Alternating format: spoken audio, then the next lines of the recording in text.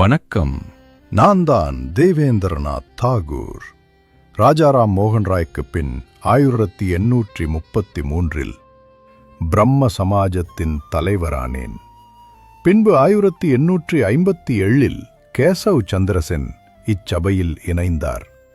மேலும் இச்சபையின் துடிப்புமிக்க இளைஞராகவும் இருந்தார். நான் ஒரு மிதவாத சீர்திருத்தவாதியாக இருந்தேன்.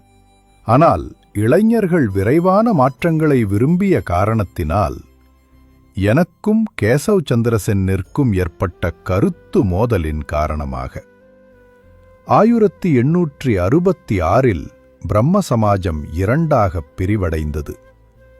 பின்னர் நான் ஆதி பிரம்ம சமாஜம் என்ற அமைப்பை உருவாக்கினேன்.